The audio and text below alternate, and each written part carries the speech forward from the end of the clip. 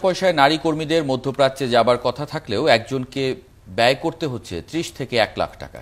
এই ব্যাপারে নজরদারি না থাকায় প্রতিদিন প্রতারিত হচ্ছে হাজারো নারী। যদিও সংশ্লিষ্ট মন্ত্রণালয় বলছে প্রতারণা প্রতিরোধে তৎপর রয়েছেন তারা। ঝুমুর বাড়ির ধারাবাহিক প্রতিবেদনের আজ রয়েছে তৃতীয় পর্ব। টাকা লাগে না, বিদেশ যাইতে মহিলাদের টাকা লাগে।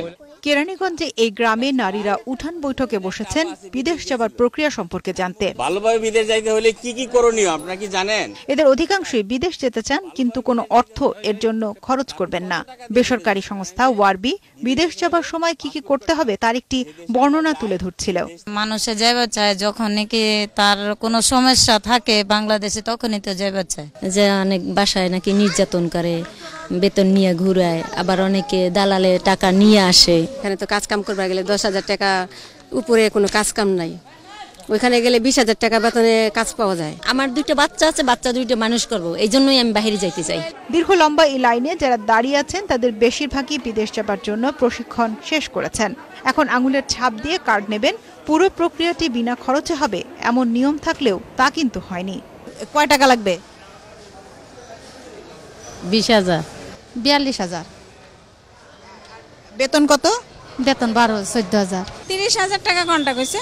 তারা গড় থেকে বেরিয়ে সৌদি আরব যাবে, কিন্তু গড় থেকে বেরিয়ে তারা যে রিক্রুটিং এজেন্সি মতো যাবে বা বিএমইটির অফিসে যাবে, জনশক্তি অফিসে যাবে, ওআরবির অফিসে যাবে, ওআরবি ডেভেলপমেন্ট ফাউন্ডেশন অফিসে যাবে, সেই জিনিসগুলো তারা করে না, কিন্তু আরেকজনের মাধ্যমে তারা সেই জিনিসগুলা করতে চেষ্টা করে, সেই দালালের মাধ্যমে।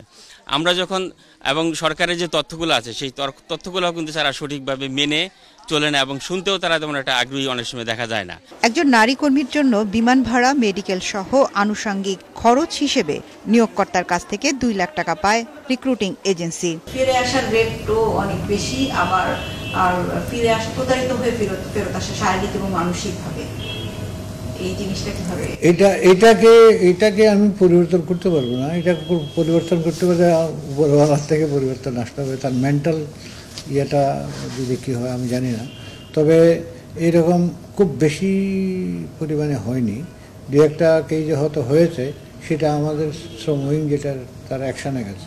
এবছর প্রথম 10 মাসে শুধু সৌদি আরব থেকে রেমিটেন্স এসেছে প্রায় 18,000 কোটি টাকা, যার একটি অংশ পাঠিয়েছে নারী কর্মীরা। ঝুমুর বাড়ি, 71, ঢাকা।